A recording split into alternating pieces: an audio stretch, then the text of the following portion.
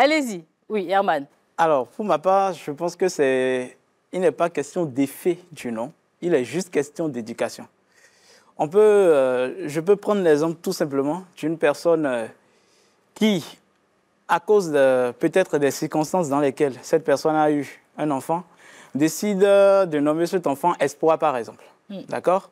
Espoir, donc il estime que son enfant a un espoir et sera un espoir pour la famille.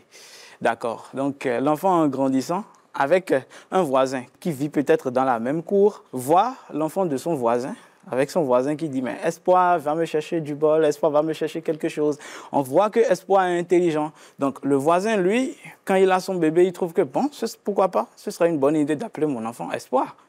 Non, parce que Espoir, les parents du Espoir A ne donneront pas la même éducation à Espoir que les parents de Espoir B. D'accord.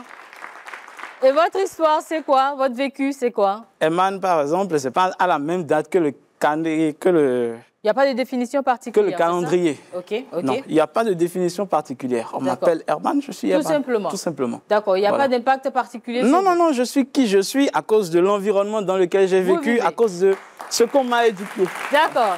Arsène, c'est à vous maintenant de prendre la parole. Je pense que c'est d'abord une affaire de perception. Lorsqu'on ne croit pas en quelque chose, cela ne vient pas en existence. Ce n'est pas possible. Et lorsque nous prenons un prénom, le prénom d'abord c'est un mot. Et tout mot au départ est vide. C'est celui qui prend le prénom en fait qui lui donne un sens. Vous voyez un peu?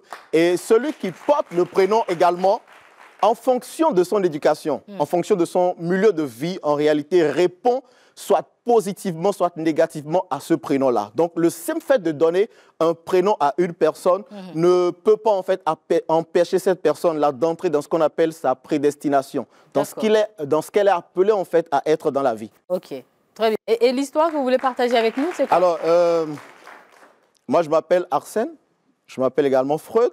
Freud? Oui. Mais jusqu'ici, ce que je fais dans la vie n'a aucun rapport avec mon prénom parce que, voilà, je sais que je dois réussir, comme tout individu d'ailleurs. Vous donnez les moyens. Et je crois que celui qui veut réussir dans la vie, je ne vois pas en fait quelqu'un empêché de réussir dans la vie à cause de son prénom.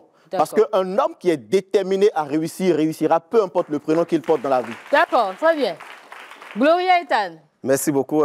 Déjà, Herman, je vais dire à Herman déjà que Herman ce prénom, oui, Herman, je connais beaucoup de Herman. Il doit constater que pour ceux qui connaissent Herman, eux le voient déjà là, c'est des gens qui ne vont toujours pas dans le même sens que les autres. Ah oui? Toujours. Vous prenez, ses frères sont ici, ses soeurs sont ici. Ils sont toujours en désaccord. Ils ont toujours un point différent et ils le soutiennent jusqu'au bout. OK. Ça, c'est la foi d'Herman. D'accord. D'accord? Donc, on va l'observer jusqu'à la fin de l'émission.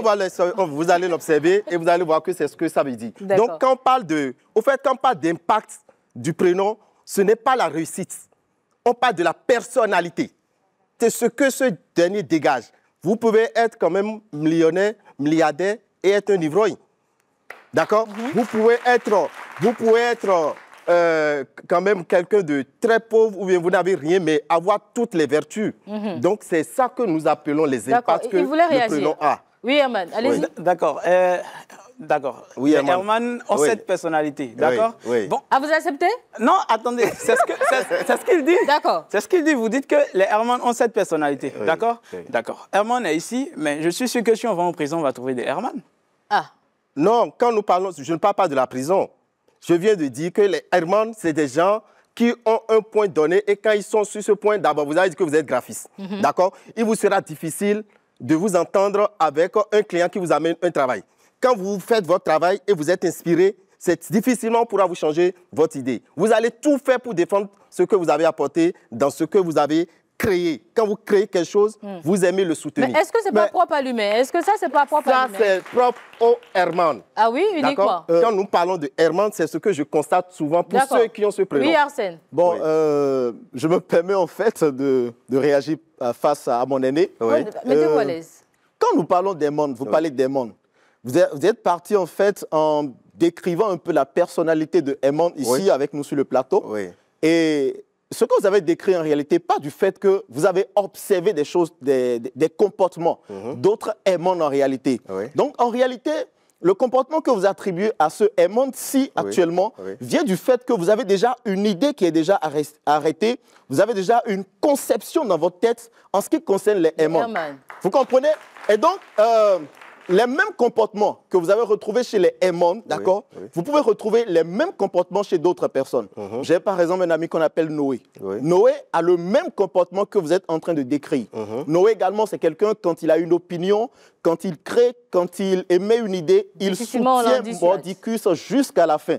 Et cela ne l'empêche pas en fait d'être Noé. Mais c'est ainsi que quand vous allez retrouver un Noé qui aura le même caractère, vous allez dire, mais je connais les Noé, c'est comme ça, il se comporte. Justement, c'est pourquoi je dis en fait. C'est ce que nous sommes en train de dire. Alors, Arsène on est en train de parler de l'impact que le nom a sur la personne. D'accord, Arsène et Herman, est-ce qu'un enfant, par exemple, qui porte le prénom de son grand-père et auprès de qui on retrouve les mêmes caractères, est-ce que pour vous, c'est une coïncidence? Non, mais pas à cause du grand-père. Ah. Non, à cause de l'éducation et peut-être des valeurs familiales. De la famille, d'accord. Rien à voir avec le grand-père. Oui, Gloria? Prenons le cas de Axel. Bon, fortuitement, hier, j'ai fait des recherches sur les Axel. Je ne sais pas. Non, c'est pas Axel, c'est Arsène. Arsène, c'est ça. Arsène comme Arsène Lupin ou Arsène Wenger. C'est Axel. Oui. Voilà, j'ai appris que c'est souvent des personnes qui ont...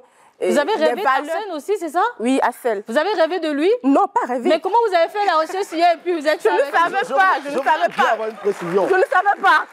Je voudrais bien avoir une précision. Oui. Axel ou Arsène? Axel. Axel. A-2-I-S-E-2-L-E. Non, ça, c'est pas mon prénom. Moi, je suis Arsène. Vous avez Arsène. C'est Arsène. Balle perdue. C'est loupé. Déjà, bon, moi, ce que je sais, Arsène, c'est des gens qui sont des rassembleurs. OK. D'accord? Vous allez voir derrière Arsène, ce n'est pas quelqu'un qui sera solitaire, quelqu'un qui n'aime pas avoir des gens à côté de lui. D'abord, ça va lui déstabiliser quand il n'a pas de gens à côté de lui pour les motiver. Peut-être il a dit qu'il est motivateur. C'est tout à fait le contraire. Ah, c'est le contraire? Tout à fait le contraire. Parce que moi, dans mon élément à moi, j'aime vivre en fait en solitude. Voilà pourquoi, quand je suis chez moi à la maison avec ma petite famille, à des moments donnés, je prends des temps de recul. Je peux sortir, je vais loin, je peux prendre une chambre, je reste seul à l'intérieur. Je peux aller quelque part où se trouvent des brousses, je reste seul là-bas. D'accord. Arsène, Arsène, vous êtes homme de Dieu. Et on dit que la vie et la mort sont au pouvoir de la langue. Yes. Donc, est-ce qu'on est d'accord partant de ce principe-là, que quand on vous appelle par un prénom, c'est qu'on appelle une destinée sur vous? Non, pas tout à fait. Pas tout à fait. Parce que, je vous donne une petite histoire. Dans l'Ancien Testament plus précisément, on parle d'un roi. On parle de David. Oui. David, on dit qu'il était un grand roi. Et tout ce que nous connaissons de David pour la plupart du temps, lorsque nous allons prendre 10 personnes, il y a au moins 8 personnes qui savent que David était un grand guerrier. Vous voyez, c'était un grand guerrier. Mais en réalité, le mot David n'a aucun rapport avec la guerre. Le mot David veut dire tout simplement quelqu'un que Dieu aime. Vous voyez, donc Dieu aime ne veut pas dire que tu es un guerrier. Et pourtant, la destinée de David, c'était un grand guerrier. Et c'est d'ailleurs pour ça que vous allez remarquer qu'à un moment donné, David n'était pas en guerre, il n'exécutait pas ce qui concernait sa destinée. Et donc, qu'est-ce qu'il va faire? Il va tomber dans l'erreur. Donc, en aucun cas, le prénom David n'a eu un impact sur sa destinée dans ce sens-là. D'accord. Oui, Gloria? Si le prénom n'a pas d'impact sur la destinée de quelqu'un, pourquoi quand les parents amènent leurs enfants au monde là, pourquoi ils ne donnent pas le prénom Judas par exemple? Dites-moi. Pourquoi on n'entend pas le prénom Judas? Je disais en même temps non plus, on n'entend pas des prénoms Jésus. Je disais tout à l'heure. Il y a des Jésus. Il y a des Jésus. Est-ce qu'ils ont des comportements catholiques ou bien diaboliques? Justement, oui. je voudrais venir sur ce point-là. Oui. D'accord? Elle a donné l'exemple d'un prénom Judas. On est d'accord? Je disais tantôt à mon aîné en fait que, en réalité, le nom, son impact sur la vie de quelqu'un est très, très infime. Ça n'a pas en fait d'impact. D'accord. Alors, nous prenons les deux prénoms, Judas et Jésus. Oui. Je parlais donc de conception. Quand on prend Judas, tout le monde dit c'est quelqu'un qui a un trait. Oui. Quand on prend Jésus, on dit c'est un sauveur. Oui. Vous voyez? Donc, les gens vont prendre l'exemple sur Jésus et dire voilà, je donne Jésus à une personne. Un Jésus, dans son parcours terrestre, qui se retrouve en prison parce qu'il a réellement volé, parce qu'il a réellement fait de la corruption. Vous voyez ça? Donc, en réalité, ce prénom Jésus qu'on a donné à l'enfant n'a pas eu un impact sur lui. On a vu en fait que Jésus a eu telle histoire. Donc, on pense qu'en donnant Jésus à l'enfant, on aura la même histoire. Et puis, ce n'est pas le cas. En fait, ce qu'il dit, c'est que c'est l'éducation. L'éducation et l'environnement qui ont un impact sur la personne et non le prénom. Moi, j'ai parlé tout à l'heure du verbe. D'accord? Le verbe, celui qui a donné le prénom. Le plus qui prononce ce prénom, d'accord, son effet agit sur ce dernier. D'accord. Et ça permet à ce dernier d'avoir un côté négatif comme un côté positif. J'ai dit tout à l'heure que quand nous parlons d'impact, ce n'est pas parce qu'on a dit Jésus, forcément ce dernier doit se comporter comme Jésus. D'accord. Celui qui prononce plus ce prénom, ceux qui prononcent plus ce prénom, quel verbe ils ont dans leur palais, quelle puissance énergique ils ont dans leur palais. Tout ça peut agir sur ce dernier et peut l'amener à dévier. Je me permets d'intervenir en fait sur ce point-là. On parle des personnes d'autorité sur la vie d'un enfant. Et les premières autorités en réalité, ce sont les parents, le père et la mère. Alors, lorsque nous sortons un peu de notre contexte africain, donc béninois un peu, allons un peu vers l'Europe ou les États-Unis. Bon, plus précisément l'Europe, la France par exemple. Alors, est-ce parce que le parent a l'habitude d'appeler son enfant Dubois ou encore le renard, le corbeau, le lièvre, que l'enfant a eu... Ce sont des patronymes là-bas. Voilà. Alors, est-ce que parce qu'on appelle régulièrement ce nom-là, qu'on dit Dubois, que l'enfant deviendra un menuisier ou aura un travail qui a rapport avec la menuiserie?